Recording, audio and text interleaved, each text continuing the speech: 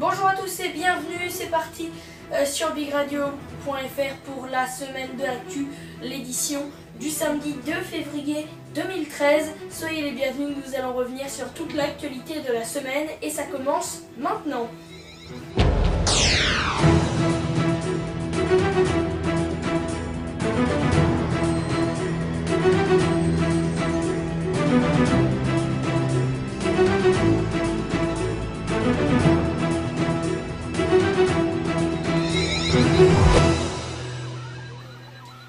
Et nous commençons par parler de l'actualité du 28 janvier, lundi 28 janvier 2013. Et premièrement, à la une, les médicaments et les effets secondaires sont à l'origine de 10 000 à 20 000 décès par an en France.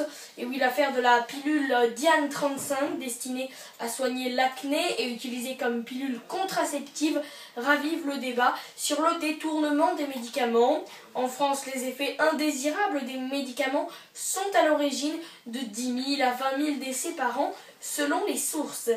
Un ancien trader de la Caisse d'épargne, condamné à plus de 300 millions d'euros de dommages et intérêts.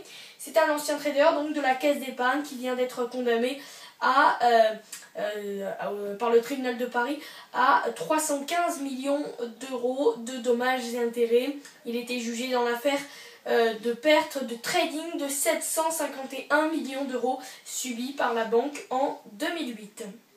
Les compagnies régionales d'Air France fusionnent pour faire des économies, mieux résister au low cost. Brit Air Régional et Airline Air ne formeront plus qu'une seule compagnie baptisée HOP. Son PDG promet des vols fréquents, rapides et directs à des tarifs attractifs. Alors que les armées françaises et maliennes ont repris le contrôle de Tombouctou dans la journée de lundi, François Hollande a affirmé que la France et ses partenaires africains étaient en train de gagner la bataille au Mali lors d'une conférence de presse. Le président de la République a précisé les conditions de l'intervention française dans le pays. François Hollande qui est d'ailleurs ce samedi actuellement au Mali. Nouvelle crise politique en Égypte, la situation est très tendue ce lundi après un week-end d'affrontements entre police et manifestants.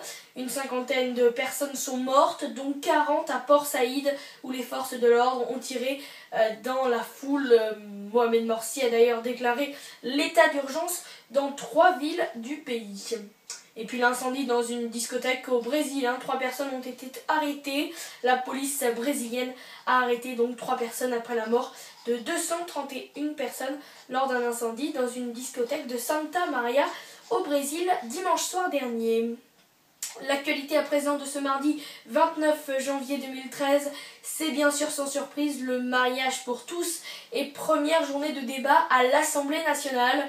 Le débat sur le projet de loi instituant ce mariage pour tous a donc démarré mardi après-midi à l'Assemblée nationale.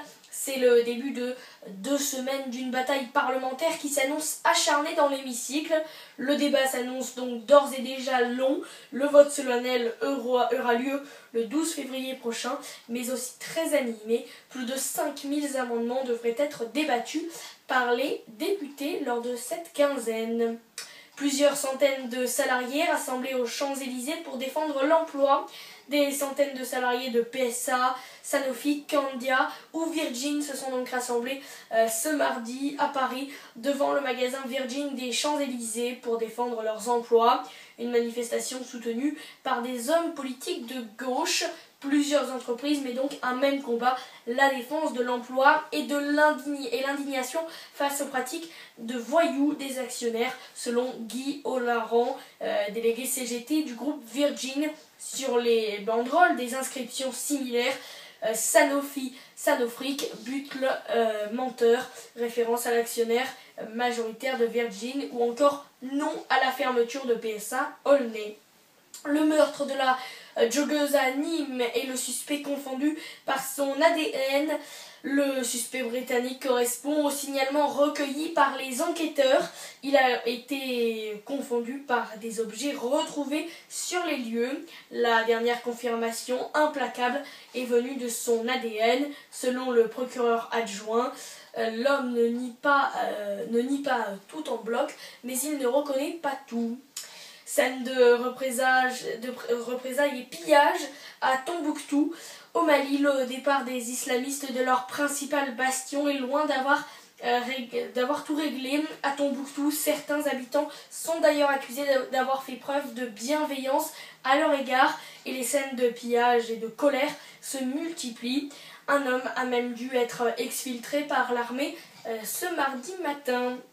Journée chargée dans l'actualité de ce mercredi 30 janvier 2013 avec premièrement Laure Manodou qui annonce officiellement sa retraite sportive à 26 ans. La nageuse triple médaillée olympique a annoncé sur le plateau du Grand Journal de Canal+ qu'elle mettait fin à une carrière bien remplie. Elle a annoncé qu'elle attendait également un heureux événement. C'est bien sûr l'arrivée d'un deuxième enfant prévu pour le mois d'août. Les surirradiés d'Épinal, les 2 médecins et un radiophysicien condamnés à de la prison ferme.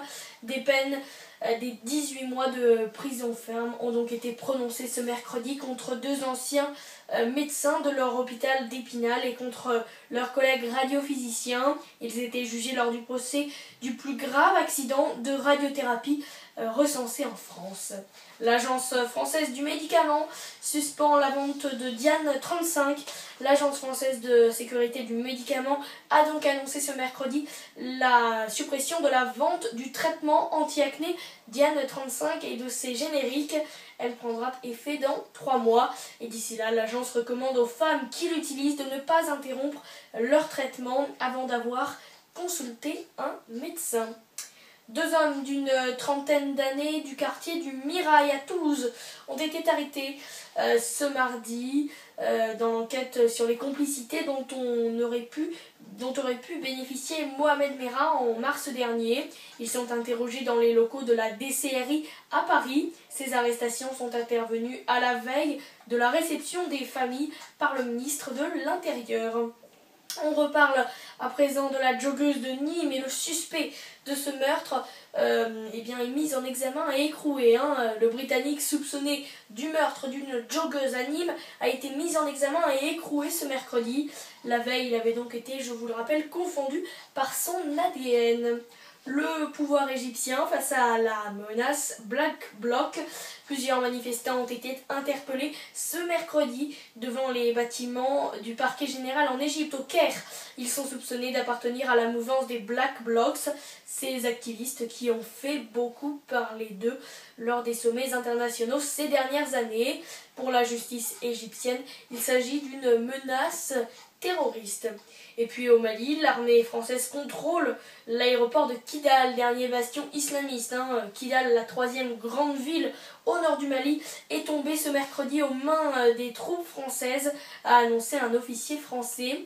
Cette ville, située à 1500 km au nord de Bamako, était le fief des groupes islamistes locaux. L'armée française y était bloquée d'ailleurs mercredi après-midi par une tempête de sable. Barack Obama a donné le coup d'envoi du gros chantier de son mandat, la réforme sur l'immigration. Elle devrait conduire à la régularisation de 11 millions de clandestins qui vivent aux États-Unis. Une réforme qui a de bonnes chances d'aboutir car les républicains n'y sont pas opposés. Et puis dos au mur, BlackBerry lance 2 nouveaux téléphones avec un nouveau nom et une identité rafraîchie. Le fabricant canadien de smartphones BlackBerry a lancé en grande pompe mercredi 2 nouveaux appareils, le Z10 et le Q10, dans une tentative de la dernière chance pour assurer sa survie malgré les difficultés. L'actualité à présent de ce jeudi 31 janvier 2013, c'est David Beckham qui signe au PSG et qui renonce à son salaire. Et oui, après une première tentative ratée il y a 1 an, les dirigeants du PSG ont cette fois-ci réussi à convaincre David Beckham de rejoindre le club. L'Anglais de 37 ans a signé au moins pour 5 ans, mais il affirme que son salaire sera reversé à une association caritative en faveur des enfants. 150 000 fonctionnaires dans les rues en France pour leur pouvoir d'achat. La fonction publique s'est mobilisée ce jeudi pour demander notamment une augmentation des salaires gelés depuis 2010. à l'appel de la CGT, la FSU et Solidaire. 150 000 personnes ont manifesté à travers la France et selon le ministère de l'Éducation nationale, 11,24% des enseignants étaient en grève, 6,6% dans la fonction publique d'État. Acquitté en première instance, condamné en appel d'un troisième procès, ainsi en a décidé la Cour de cassation. La Cour européenne des droits de l'homme a récemment estimé que l'ex-avocat de Maurice Agnelet n'avait pas bénéficié d'un procès équitable. Maurice Agnelet est donc sorti de prison ce vendredi. Goodyear présente un projet de fermeture de son usine d'Amiens Nord. Lors d'un comité central d'entreprise, la direction a présenté un plan de fermeture de son usine. La seule option possible, explique le fabricant de pneus, ce sont 1173 postes qui sont menacés. 3 sectes font condamner la France devant la Cour européenne des droits de l'homme. La France a donc été condamnée pour violation de la liberté de la pensée, de conscience et de religion. Paris devra verser 3,6 millions d'euros à la secte du Mandarum, un peu plus de 387 000 euros à l'église évangélique missionnaire et Salahoun et près de 37 000 euros à l'association des chevaliers du Lotus d'Or. Et puis l'actualité du 1er février 2013, c'est bien sûr DSK de nouveau entendu par les juges dans l'affaire de Carlton. 8 jours après avoir été confronté à une escort girl, Dominique Strauss-Kahn était de nouveau convoqué par les juges en charge du dossier du Carlton de Lille. Brève audition, rien à filtrer à la sortie. Les rythmes scolaires et nouvel appel à la grève le 12 février. C'est le principal syndicat du primaire, le SNUIPP-FSU, qui appelle à la mobilisation contre la réforme des rythmes scolaires. Le rendez-vous est donc fixé au 12 janvier. François Hollande a déclaré dans une lettre rendue publique vendredi que la circulaire Taubira sur la nationalité des enfants nés de mères porteuses ne constitue en aucun cas une reconnaissance de la gestation pour autrui. Il a également rappelé qu'il était fermement opposé à la GPA. Nouvelle manifestation au Caire en Égypte, des heurts ont éclaté. Et oui, ce vendredi, c'était une nouvelle journée de mobilisation contre le président Mohamed Morsi, accusé par une grande partie de la population d'avoir trahi les idéaux de la révolution de 2011. Des heurts ont donc éclaté au Caire.